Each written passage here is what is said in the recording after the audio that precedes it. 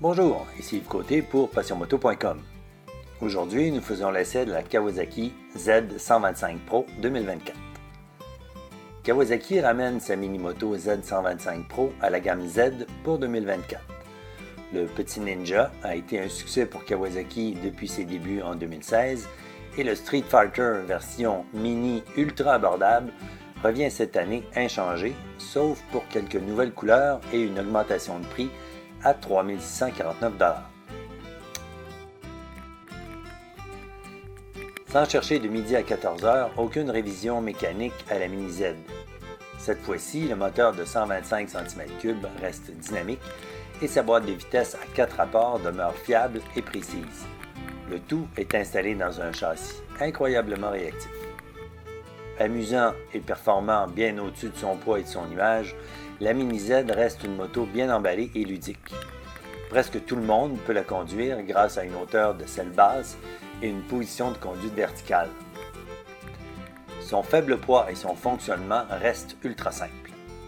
Présenté à l'origine comme une réponse au Grom de Honda, Kawasaki a conservé une recette simple en installant un monocylindre de 125 cm3 refroidi par air. Sa motorisation comprend un démarrage électrique et un système d'injection de carburant numérique. Aucune aide au pilotage électronique n'est proposée dans ce petit format. Simplement un embrayage à câble et une transmission à 4 vitesses, fiable et facile d'utilisation. Son instrumentation, plus facile de lecture et complet que le Grom de Honda, comprend un tachymètre analogique, un afficheur LCD numérique pour compteur de vitesse, un compteur journalier, une jauge de carburant, clignotant, jauge de température et autres. Son châssis en acier léger est précis et offre une excellente rigidité. Connecté à une fourche télescopique de 30 mm et d'un seul amortisseur déporté à l'arrière, la Mini Z roule sur des roues moulées de 12 pouces.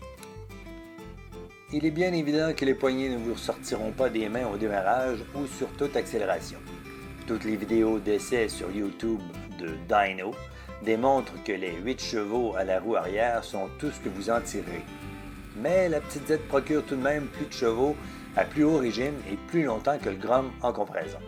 C'est peu et tout de même assez, car à 100 km/h sur des routes de 12 pouces, tout semble bien suffisant à une vitesse maximale de 65 mph ou 104 km/h.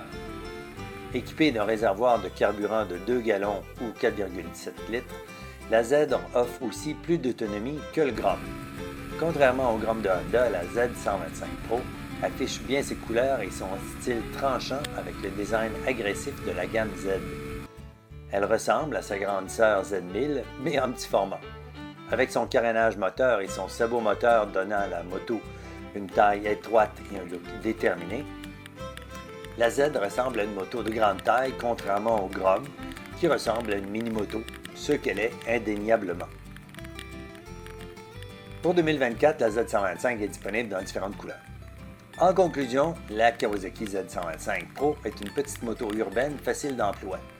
Inutile de rêver de grands espaces car sa vitesse maximale ne vous permet pas de prendre l'autoroute ou les routes de plus de 90 km/h. Mais elle saura invariablement vous accrocher un sourire par sa simplicité et la convivialité de son utilisation. Agile et manœuvrable en toutes circonstances, la petite Z demeure une mécanique fiable et abordable. La ville et les petites routes de campagne et chemins de terre seront son territoire de prédilection à la plus grande satisfaction de son propriétaire. Moins cher que la Grom, tout en ayant une valeur de revente moindre, la Z125 Pro reste tout de même un excellent achat. De nombreux groupes de mini-motos parcourent la province et différents pays européens et américains. Une multitude de pièces et d'accessoires pour la customiser sont disponibles sur le net. Il suffit de voir sur Pinterest les Z125 et les Grom pour constater l'enthousiasme accordé aux deux motos. J'ai tellement aimé mon essai, j'en ai acheté une.